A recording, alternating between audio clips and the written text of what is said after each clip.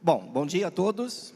É uma satisfação estarmos aqui em Capão Alto mais uma vez, tentando trazer alguma informação, alguma experiência para vocês, né? Eu gostaria primeiramente de agradecer o convite, né, da Associação dos Produtores Rurais de Capão Alto, na figura do Luiz, né, que nos convidou mais uma vez para estarmos aqui presentes. Como foi colocado na minha pequena apresentação ali, eu sou médico veterinário de formação, eu tenho mestrado e doutorado na área de zootecnia, na área de produção animal, né? Atualmente eu sou professor da Universidade Federal de Santa Maria, no Rio Grande do Sul. Então, com todo esse frio, com toda essa chuva, né, eu me desloquei de Santa Maria ontem, cheguei aqui final da tarde, para poder estar conversando com vocês agora, aqui nesse momento. Tá? Lá dentro da academia, né, uma das áreas assim, que mais me chama a atenção, que eu procuro trabalhar muito com os nossos alunos, né, é justamente essa questão do mercado mundial de proteína animal. Você já deve ter ouvido várias vezes a expressão, né? O Brasil é o celeiro do mundo, né? Podemos vir a ser, sim, né? Em algumas situações somos. Eu vou mostrar alguns números aqui bem interessantes para vocês, né? Mas tem muito caminho ainda a percorrer. Muito caminho ainda a percorrer, para que realmente a gente possa falar o Brasil é o celeiro do mundo. Potencial nós temos, né? Potencial nós temos, mas precisa muito trabalho. Tá? Então, eu dividi a minha apresentação aqui, trazendo esses números, e eu sempre comento, né, com os meus alunos e nas palestras que eu faço, que quando você quer demonstrar a importância daquilo que você está falando, né? Mostre números para as pessoas. O número chama a atenção, tá? Então eu vou começar, né, trabalhando as principais cadeias produtivas, rapidamente, né, porque o tempo, infelizmente, o tempo é curto, né? Chamando a atenção de alguns números. E depois, lá no final, eu vou fazer algumas avaliações do que está acontecendo no momento agora. Vocês devem estar acompanhando na mídia, né? Essa questão da briga, da guerra de tarifas, né? Entre os países, e que isso impacta, com certeza, na nossa atividade, né? E também alguma coisa relacionada às questões sanitárias. Porque, além da questão tarifária, a questão das doenças envolvidas, e nós tivemos recentemente agora, pela primeira vez no Brasil, um caso de gripe aviária, né? Então, isso mexe muito com os mercados, tá? E é o que a gente vai tentar, então, rapidamente aqui, trazer para vocês. Eu sempre começo pelo, não digo o mais importante, mas aqueles aonde que eu digo o Brasil é referência mundial, tá?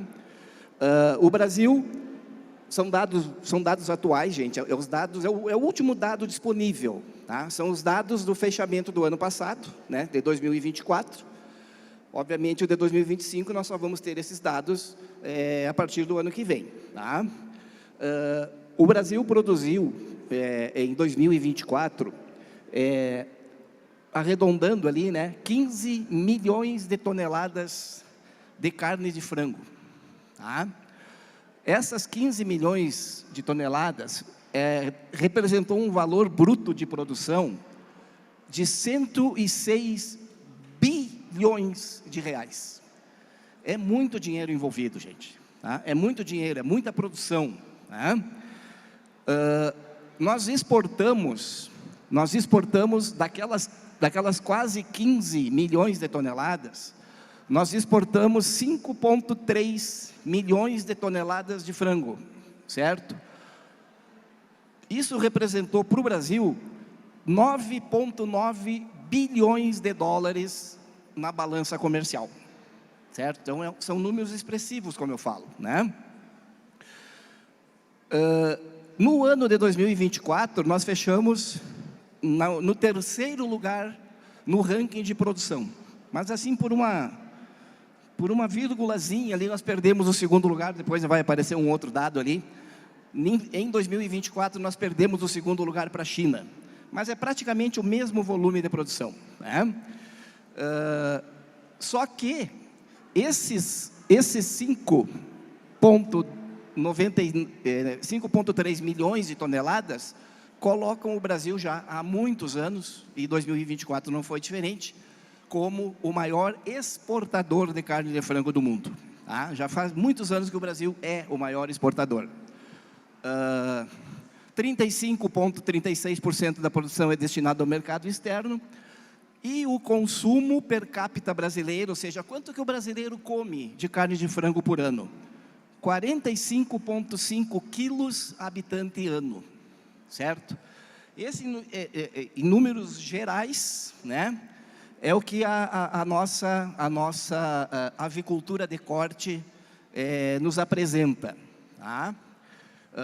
Nesse mapa aqui nós temos então o mercado mundial da carne de frango, onde a gente pode ver ali, os Estados Unidos é o maior produtor mundial, né, em volume de produção, com 21.384.000 toneladas. A China ficou em segundo, eventualmente nesse ano de 2024. A China ficou em segundo com 15 milhões de toneladas. E, como eu falei, o Brasil em terceiro com 14,9, praticamente um empate técnico, vamos dizer assim, né? São os dados, então, os três maiores produtores de frango no mundo. Nas exportações, que eu falei que o Brasil é o líder já há muitos anos, né? A gente liderou com 5,3, depois vem os Estados Unidos, e depois a União Europeia. E os países que mais importam carne de frango no mundo é o Japão, o México e o Reino Unido. A Arábia Saudita, coincidentemente, os maiores clientes do frango brasileiro. Tá? O Brasil exporta, pessoal, carne de frango para 151 países diferentes. Nós vendemos a nossa carne de frango para 151 países. Vocês sabem quantos países tem no mundo? Dependendo da onde você vai buscar a informação, 191, 193 países, certo? Nós vendemos para 151, ok? Bom, aqui o valor bruto da produção em bilhões de dólares, que eu já comentei. O alojamento das matrizes de corte, né, que são as mães dos pintinhos lá que vão para os aviários aí para virar o frango que a gente encontra aqui no supermercado quando a gente vai comprar, ou o frango que é exportado pelo país. Produção de carne de frango brasileira em milhões de toneladas, veja aí um recorte de mais ou menos 10 anos, né? O que a gente observa lá nesse gráfico, principalmente de 2020 para frente? Um crescimento, sempre crescendo, pouco, mas crescendo, certo? Um crescimento constante. Isso explica muito esses números todos que a gente fala, né? É uma atividade que cresce ano a ano, que gera renda ano a ano, que gera emprego ano a ano, né? Por isso que apresentam esses números fantásticos. Com relação ao abate de frangos por unidade federativa, pelos estados brasileiros, o Paraná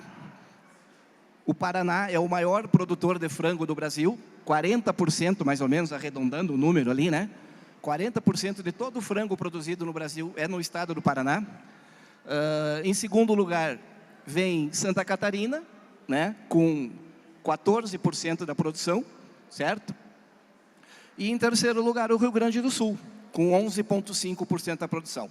Então, os três estados do Sul, né, Paraná em primeiro lugar, Santa Catarina em segundo e o Rio Grande do Sul em terceiro, eles representam a grande produção brasileira de frango.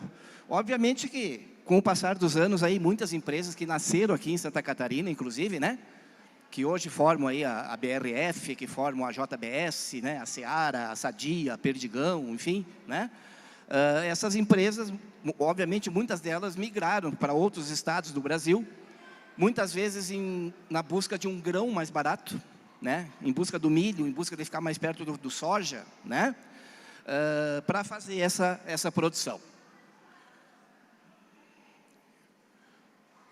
Como eu falei antes, destino da produção brasileira, 65% fica aqui no mercado interno, que é esse frango que você vai no supermercado ali, compra lá a coxa, sobrecoxa, o peito, o filé de peito, o filé disso, o filé daquilo, né?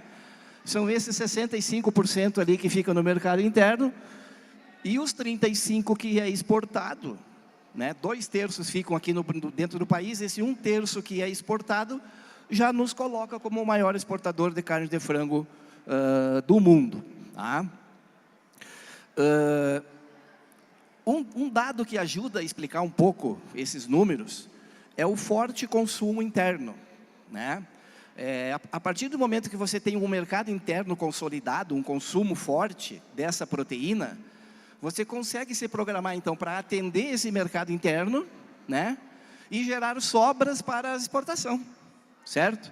Então, observe esse gráfico de baixo ali, que a partir de 2020, o brasileiro, né, o consumo per capita brasileiro, em média, nós entramos na casa dos 45 quilos habitante ano e não saímos mais dali. Né? Então, 2022, 45,2, 2023, 45,1, agora em 2024, o último, né, 45,5 quilos por habitante ano de carne de frango. É a proteína mais consumida, é a proteína animal mais consumida pelo brasileiro. É a proteína animal mais consumida pelo mundo todo. Tá? Primeiro, mundialmente, né? Primeiro é o frango, segundo é o suíno, terceiro é a carne de gado, né? A carne bovina. E a exportação de carne de frango, aqueles que coloca o Brasil como maior exportador, ela mais ou menos obedece, né, o ranking ali da produção, né? Ou seja, o Paraná é o estado que mais exporta frangos, 42%. Depois, em segundo lugar, Santa Catarina com 22%, e o Rio Grande do Sul com 13,4% do total de frangos exportados pelo Brasil. Destino das exportações brasileiras de carne de frango. Para onde vai? Eu falei antes, né? São 151 países, certo? Eu só vou me concentrar aqui num dado importante aqui, ó. Eu só vou citar ali a China, que é o nosso maior comprador hoje, certo? 10,89%, os Emirados Árabes Unidos com 8,81%, o Japão com 8,58%, e a Arábia Saudita com 7,18%, até o quarto lugar ali. Tá? O que chama a atenção da gente nesses números ali? Não existe um cliente muito na frente dos outros. Não existe um cliente que compra muito e que a gente possa ficar dependente, né? Preocupado se perder esse cliente. Não. É bem pulverizado, né? 11%, 8%, 8%. Então, isso traz tranquilidade, né? Isso traz tranquilidade para se produzir, certo? Bom, vamos sair de um caso, que eu costumo dizer, vamos sair de um caso de excelência, que é o frango, e vamos falar um pouquinho sobre uma outra cadeia que é importante também, que é a suinocultura, tá? Só que vocês vão perceber que os números são bem mais modestos, né? Bem mais modestos mesmo, né, do que a carne de frango. Na suinocultura, o Brasil produziu 5,3 milhões de toneladas de carne de suína em 2024. Isso gerou um valor bruto de produção de 56,2 bilhões, certo? Exportamos 1,353 milhões de toneladas para 94 países. A gente vende carne suína, o Brasil conquistou um mercado de 94 países para fazer a a sua venda externa. Tá? Esses números, tanto de produção quanto de exportação, eles nos colocam no 4º lugar. Então, na cadeia de produção da carne suína, o Brasil é o 4º maior produtor do mundo e o Brasil é o 4º maior exportador de carne de frango do mundo. Tá? De suínos, perdão. 25% dessa carne, né, 1/4, 25% dessa carne, ela é destinada ao mercado externo, os outros 75% ficam no mercado nacional, certo? E aqui nós temos um problema. O consumo per capita brasileiro de carne suína é muito baixo. 18,6 quilos habitante ano. Lembra o que eu falei agora há pouco, quanto que era o frango? 45. Aqui é 18. Então tem muita coisa, né? Tem muita coisa muita água para rolar embaixo dessa ponte aí, como se diz, certo? É um desafio dos nossos suinocultores aí, né? É um desafio da indústria suinícola, né? De quebrar alguns paradigmas, de quebrar alguns preconceitos, né? O preconceito com relação ao consumo de carne suína. Quem de nós já não ouviu, né? Principalmente os mais idosos, né? Os mais velhos, de certa forma meio que não, eu não como carne suína porque é ruim, faz mal para a saúde, né? Os nossos avós, eu me criei vendo os meus pais, os meus avós dizendo isso. Deus o livre comer carne de porco de noite, né? Faz mal. Gente, é mais saudável, vou jogar contra o patrimônio aqui agora, é mais saudável que a carne de boi. Tá? Bom, mas enfim, nós temos a gordura do suíno que é o problema, né? A gordura do suíno é o problema. Agora, carne por carne, a carne suína, isso é comprovado, né? Por trabalhos, que a carne suína é mais saudável para nós seres humanos do que a própria carne de boi. Tá? Bom, então, o que precisa fazer aqui? Aumentar esse consumo. Precisa marketing, precisa, né? O que o frango fez há 20, 30, 40 anos atrás, né? Marketing, trabalho, né? Propaganda, enfim, para melhorar esses números aqui. Na carne suína, adivinha quem é o maior produtor? Óbvio, né? A China, com 56 milhões de toneladas de carne suína do mundo, por ano, certo? Em segundo lugar, a União Europeia, se produz muito suíno na Europa, né? Principalmente ali os países nórdicos ali, né? Noruega, Dinamarca, Alemanha, se produz muita carne suína lá. Inclusive, eles estão proibidos de aumentar a produção. Eles não podem mais aumentar a produção de suínos lá por causa dos dejetos. Não tem o que fazer com os dejetos. Sabe o que está acontecendo? Eles estão vindo comprar áreas de terra aqui no Mato Grosso, no Centro-Oeste, para fazer mega granjas de suínos aqui. Para nós é bom, né? É investimento que está vindo. Então, a União Europeia é o segundo maior produtor de carne suína do mundo, os Estados Unidos é o terceiro, e como eu falei antes, o Brasil entra então aqui no 4º lugar. Tá? As exportações, quem mais exporta é os Estados Unidos, depois a União Europeia, depois o Canadá, e o Brasil em 4º. Os países que mais importam, né? Japão, México, China, olha só que interessante, né? A China é o maior produtor de carne suína do mundo. Tá? E mesmo assim, ela foi em 2024 ao mercado e comprou mais 1.300.000 toneladas de carne suína. É chinês para dedéu, né? É muita gente para comer, certo? Bom, então esse é o panorama da carne suína. Valor bruto de produção, o número de matrizes, né? Para produzir os leitõezinhos que vão vir para as granjas serem engordados, enfim, né? Produção brasileira de carne suína.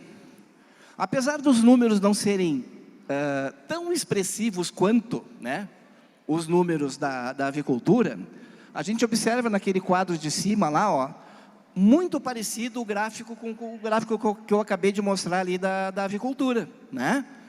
Um crescimento, um pequeno crescimento ano a ano, mas um crescimento constante. O que precisa para isso aqui melhorar? Aumentar os 18 quilos lá habitante ano, né? Aí automaticamente o pessoal vai produzir mais, se tiver demanda, produz, certo? E nos abates aqui, ó, abate de carne suína é por unidade federativa. Santa Catarina, em primeiro lugar, com 33%. O Paraná, em segundo lugar, com 20,6%. E o Rio Grande do Sul, com 19,7%. Então, caminha mais ou menos juntos, né? A avicultura e suinocultura, até porque a grande maioria das empresas trabalham as duas cadeias juntas, né? A grande indústria, né? A grande indústria, a JBS, a BRF, ela produz tanto aves quanto suínos, ok? Lógico que tem empresas que produzem só suínos, tem outras empresas que produzem só aves, mas normalmente são duas cadeias que são trabalhadas em conjunto, tá? Destino da produção, eu comentei rapidamente antes, né? Então, 75% fica aqui no mercado interno, 25% é exportado, que coloca o Brasil, então, como o quarto maior exportador de carne suína. E o famigerado baixo consumo, né? O famigerado baixo consumo que está lá, ó. Depois que entramos ali na casa dos 18, tem melhorado um pouquinho, mas tem que melhorar mais, né? Então, 2022, ali, 18 quilos, 2023, 18,3, 2024, 18,6. As expectativas, né, as perspectivas, já estamos em julho praticamente, né? É que vai ter novamente mais um pequeno aumento, tomara, né? No consumo. A exportação também, né? Acompanha o ranking da produção, a exemplo do frango, né? O Santa Catarina é o que mais exporta, com 54% da exportação.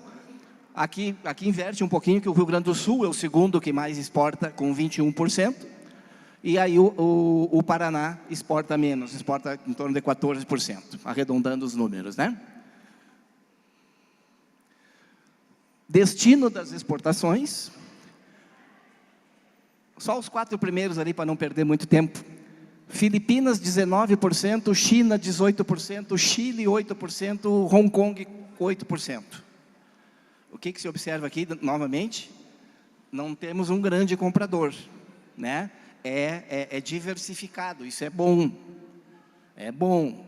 Eu estou chamando muita atenção, porque vocês vão ver um dado alarmante depois, lá no final, quando eu falar da carne bovina. Tá? Que é o que interessa para o povo daqui hoje, né? Enfim.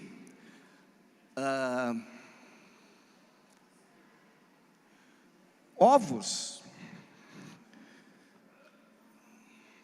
É um outro probleminha parecido com a suinocultura, com a carne de suínos. Tá?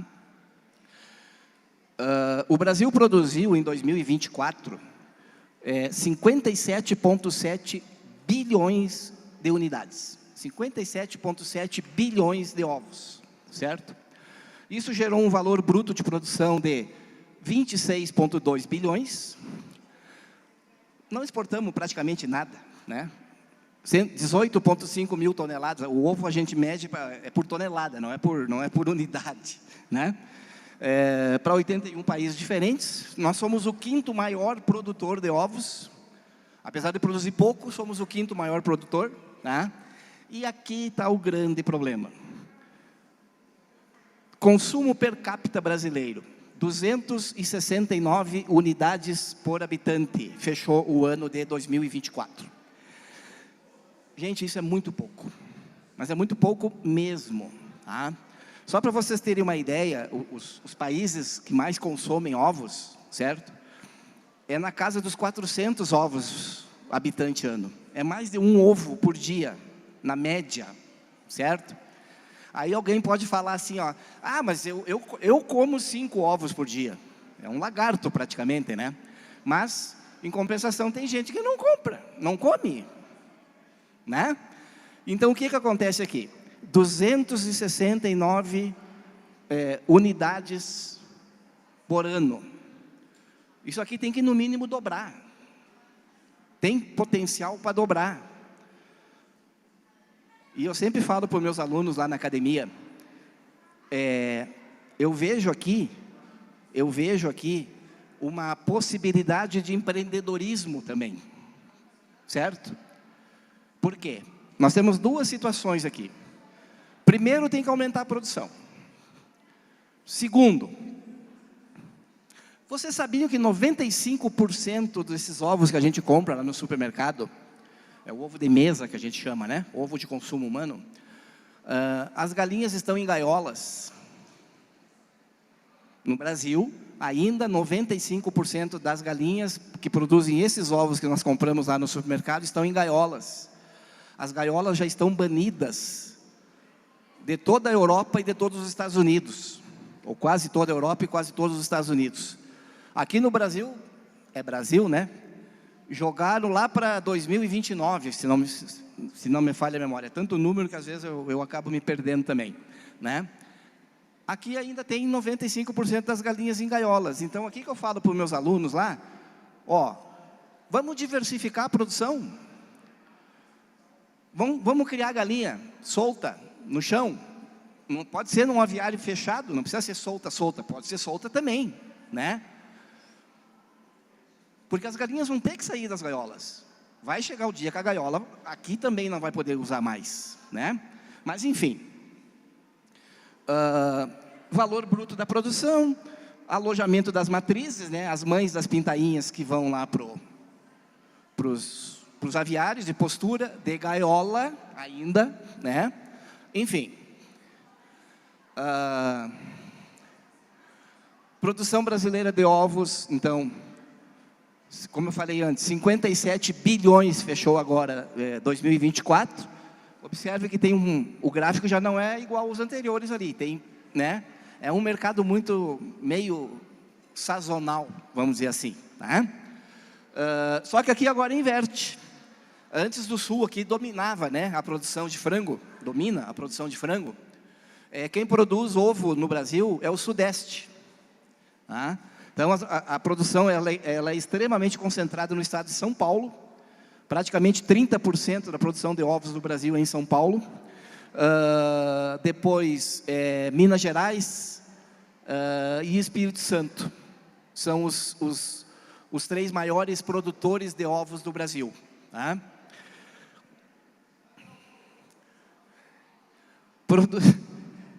Eu nem ia colocar esse gráfico aqui, porque perto dos outros, né, dá até para fazer piada, né? Aquele 1% vagabundo, né, que tinha aquela música lá, né? Então tá aí, ó, 99% do que a gente produz fica aqui no Brasil, arredondando o número, né? 99% fica aqui no Brasil, 1% é exportado. É só para dizer que não vende, né? Enfim. E o consumo, né, voltando a falar um pouquinho do consumo ali, ó, 251, 257, 241, baixou, aí voltou a subir de novo. Gente, é a proteína animal mais barata que existe. É o ovo. E a gente observa isso, né, quando a inflação está alta, quando, enfim, a dona de casa vai no supermercado, não consegue comprar carne, ela compra ovo. Substitui, né, a proteína. Todos fazem isso, certo? É a proteína mais barata. Então aqui, voltando a falar, né, precisamos aumentar o consumo e as galinhas têm que sair das gaiolas, certo? Pensem nisso. Aquele 1% de exportação lá, está aqui, ó. Mato Grosso do Sul, São Paulo, Minas Gerais e Rio Grande do Sul. Mas é irrisório, né? Como a gente viu. Ai, ai, ai, ai, ai. E agora? Bovinocultura de corte. evolução das exportações brasileiras de carne bovina. Um recorte ali desde 2002 até final de 2023, tá? O vermelho, o traço vermelho é faturamento, dinheiro, dólar, tá? O tracinho azul ali, tá? É a quantidade, é em toneladas, certo? E aquele gráfico contínuo lá, então, a questão do dólar por tonelada, que depois eu vou explorar um pouquinho mais esses dados no finzinho, tá? Bom, exportação de carne bovina por categoria. Como é que você vende a carne bovina lá fora? O Brasil é o maior exportador, depois vocês vão ver. Você vende in natura, a grande maioria é in natura, 8 bilhões 717 milhões de dólares de exportação de carne in natura, e aí as demais, certo? Carne salgada, miúdos, enfim. Aqui está o problema. Achei o desgraçado do slide que tem problema. Principais destinos da carne bovina brasileira exportada em faturamento. China, 5 bilhões 360 milhões de dólares. Em segundo lugar, vem a Europa, perdão, o slide desconfigurou ali, 680 milhões de dólares. Perceberam a diferença? Perceberam a diferença? O frango a gente exporta ele bem diluído, é bom. O suíno a gente exporta ele bem diluído entre os países, é bom. Se a China parar de comprar a nossa carne, o que vão fazer com as nossas vacas?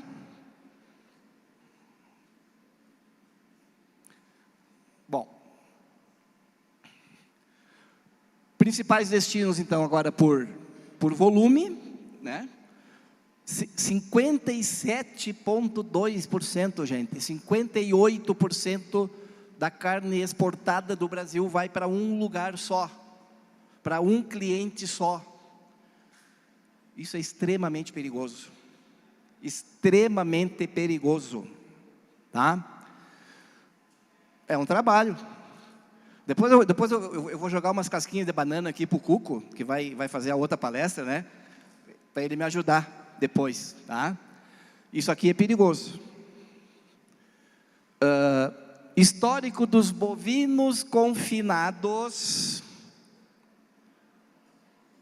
Histórico dos bovinos confinados e abates total no Brasil.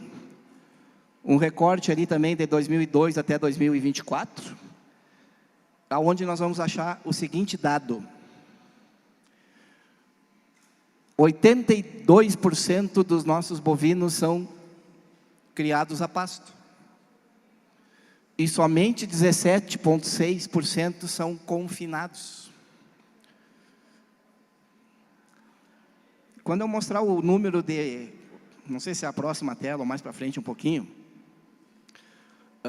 o número do rebanho americano e o rebanho brasileiro, e a quantidade de carne que os Estados Unidos produzem, e a quantidade de carne bovina que o Brasil produz, vocês vão entender o que eu estou querendo falar. Tá? Ó, é esse aqui mesmo. Os maiores rebanhos e maiores produtores de carne do mundo em 2024. Gente, os Estados Unidos, eles têm 87,2 milhões de cabeças de gado de corte. O Brasil tem 197,2 milhões de cabeças de gado de corte. Eles produzem mais do que nós. E aí? Explica. Né? Os Estados Unidos, pega aquela a última coluna lá. Os Estados Unidos, com 87,2% do rebanho, 87,2% 87,2 milhões de cabeças, ele produz 15,6% da carne do mundo. E o Brasil, com 197 milhões de cabeças, produz 10,7%. O que tem de errado aí?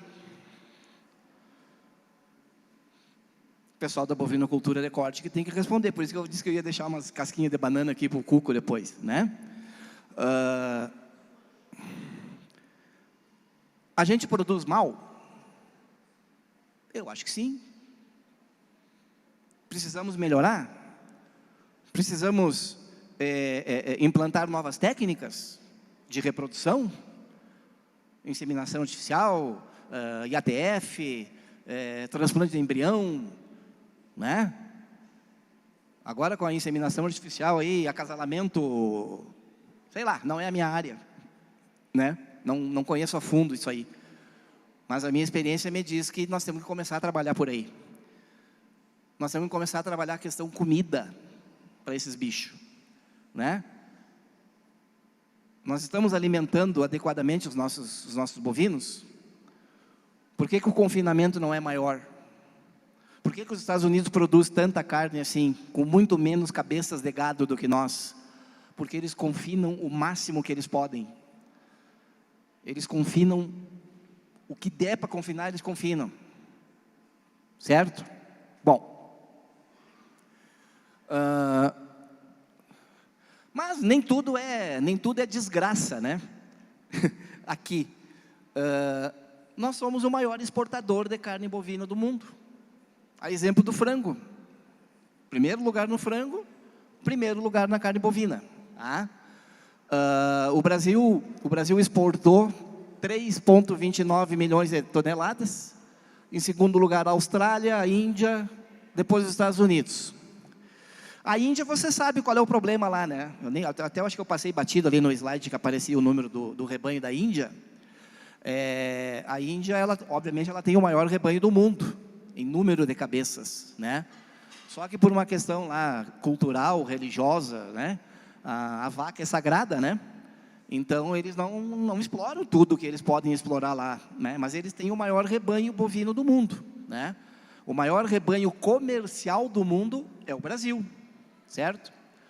Bom, maiores consumidores de carne bovina do mundo. Os Estados Unidos, 38 quilos habitante ano. A China, 8,3. A China, ela diversifica bastante a ingestão dela, o chinês, né? A ingestão de proteína animal. Ela não concentra tanto em poucas possibilidades, vamos dizer assim. O Brasil, até para achar as estatísticas é complicado.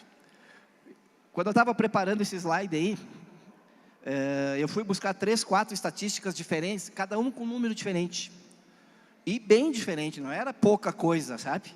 Do consumo brasileiro de carne bovina em 2024. Aí eu achei o mais condizente esse aqui, tá? Que coloca o Brasil com 36,4 quilos habitante ano. É a média histórica do brasileiro, né? Frango 45, bovino 35, suíno 18. É essa a média, tá? Gente, olha o que os nossos irmãos comem de carne bovina. Me chamou a atenção. Praticamente 45 quilos habitante ano. O que nós comemos de frango, eles comem de carne bovina, né? A Argentina, 44,8 quilos.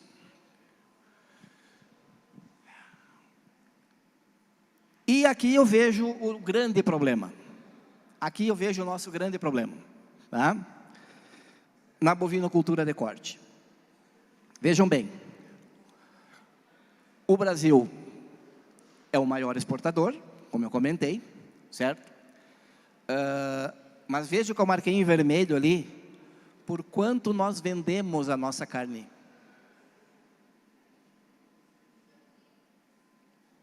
O Brasil vendeu em 2024, em média, a 4.426 dólares a tonelada da carne. Ok? 4.426 dólares a tonelada. Os Estados Unidos vendem por 8 mil. A mesma tonelada de carne, é o dobro. E a Austrália vende por 11 mil dólares a tonelada em média. De que adianta ser o maior exportador em volume, se nós vendemos barato? E por que vende barato?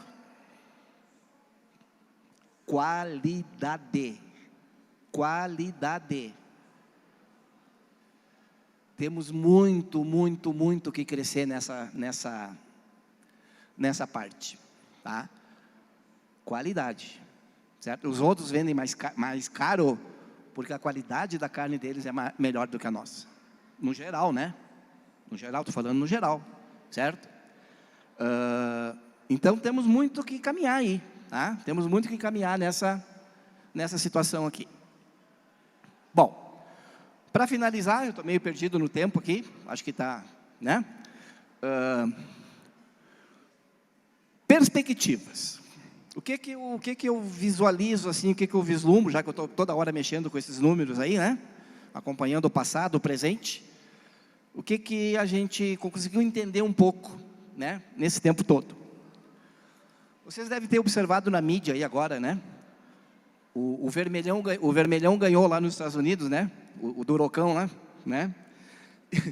E tocou o terror, né? Tá tocando o terror, botou fogo no parquinho, né? Beleza, tudo bem. E aí ele começou uma briga, né? Uma guerra, entre aspas, além da última agora, que foi guerra mesmo, né? Ele começou uma briga tarifária com a China, principalmente com a China, certo? Ele está no papel dele, ele está defendendo o lado dele, ok? E o que pode acontecer? A disputa tarifária entre Estados Unidos e China tem, obviamente, impactos, né, bastante relevantes no comércio da carne brasileira.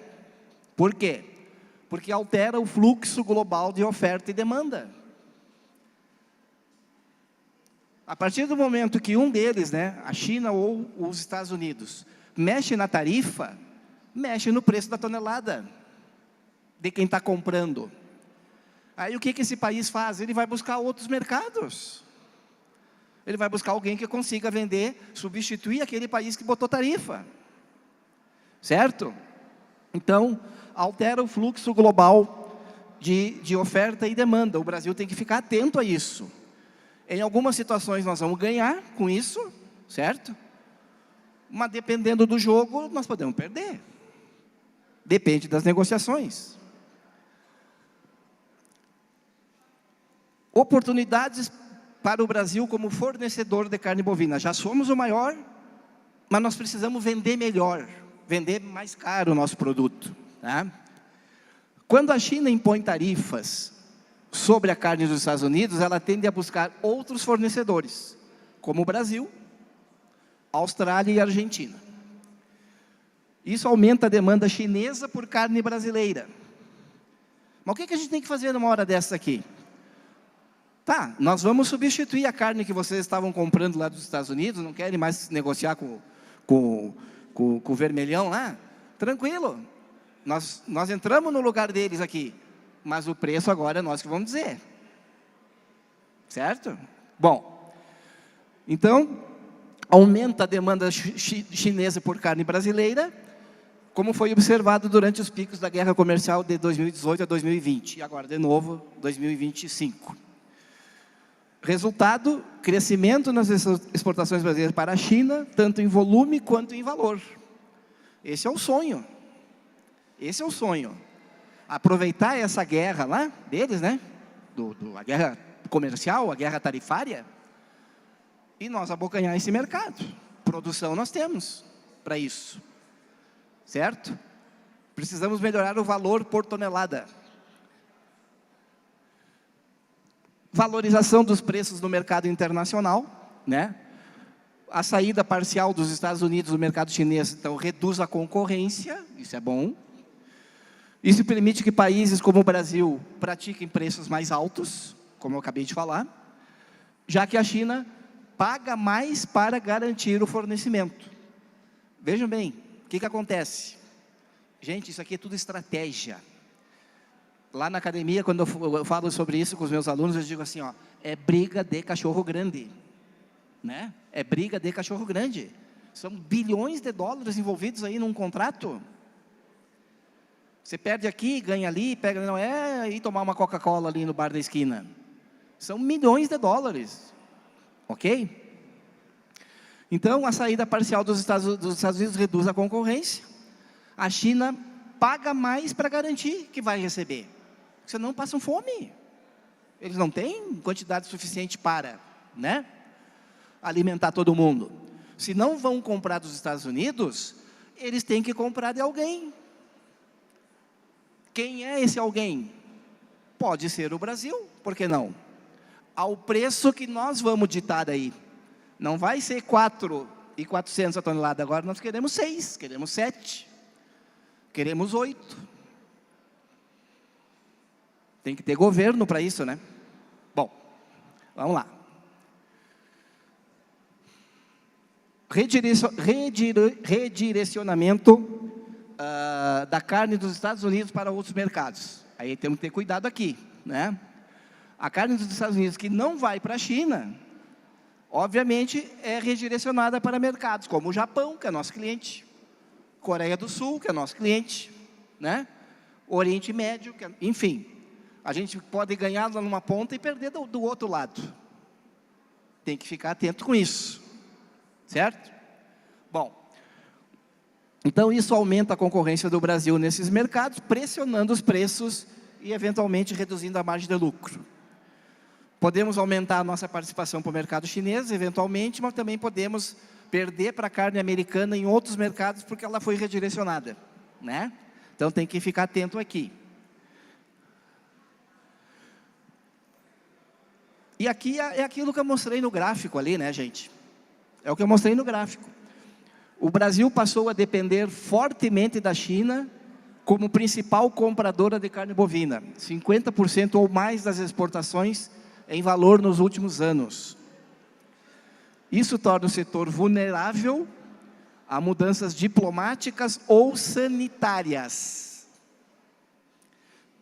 Nós estamos bem de diplomacia, né? Deixa quieto. Bom, e as questões sanitárias, gente? Pena que o tempo é curto, se já não estourou, enfim. As questões sanitárias, elas são preocupantes, porque quando essa briguinha tarifária não resolve, eles vêm por aí, eles vêm pela questão sanitária, certo? Vocês devem ter acompanhado, não é nessa cadeia aqui, vou voltar lá na avicultura, vocês devem ter acompanhado agora, né, que na mídia aí, que o Brasil experimentou o primeiro caso de gripe aviária em plantel comercial, né? Era o único país do mundo que não tinha gripe aviária ainda em plantel comercial. Tivemos um caso agora aqui no Rio Grande do Sul, no município de Montenegro. O que aconteceu? No mesmo dia, 40 países suspenderam na hora as importações de carne de frango do Brasil. Dentre eles, a China, que é o maior comprador, individualmente falando, né? Mas lembra do percentual que apareceu lá no início? Ela só compra 11%. Então não é problema. Quer dizer, problema mas é um pequeno problema, né? Que Deus nos livre, né? Como você diz. E se estourar um foco de febre aftosa? Quase ninguém. Santa Catarina sempre foi privilegiado nessa parte, que a gente já não vacinava contra a aftosa há muitos anos, né? Há décadas. Alguns outros circuitos pecuários, aí, alguns outros estados, levantaram a vacinação de aftosa bem mais recentemente, agora, 3, 4 anos atrás, né? E se estourar um foco de aftosa? E a China diz assim, ó, não quero mais carne de vocês. Onde é que nós vamos enfiar aqueles 50% lá que é exportado para eles? Então, a questão sanitária, gente, seguir os protocolos, a questão de vacinação, a questão dos exames, enfim, né? É tema para outra palestra. É tema para outra palestra. Mas tenho certeza de uma coisa: quando as briguinhas tarifárias não resolverem, eles vêm para o lado sanitário. Sempre foi assim, sempre vai ser. Ok? Aí é um outro detalhe que, quando digo que falta governo. Aí deu essa coisa lá de gripe aviária em Montenegro, um municípiozinho lá no meio do Rio Grande do Sul, lá. E 40 países pararam de comprar carne de todo o Brasil. Mas o que o frango produzido aqui no Paraná, que representa 40% da produção e da exportação, tem a ver com um foco lá no Rio Grande do Sul? Nada. Eu sou veterinário, trabalhei anos na cadeia da avicultura, antes de ser professor. Nada. Não corre risco nenhum. Mas o que eles fazem? Eles fazem isso, eles sabem que não corre risco nenhum. Mas eles fazem isso para quê? Renegociar contratos por preço mais barato. Ah, vocês tiveram gripe aviária lá, ó. Então aqueles contratos lá, ó, os próximos navios não precisam vir mais. Não quero mais. A não ser que, bom, vamos tirar $1.000 por tonelada lá, aí pode me mandar o navio. É assim que funciona. Briga de cachorro grande, tá?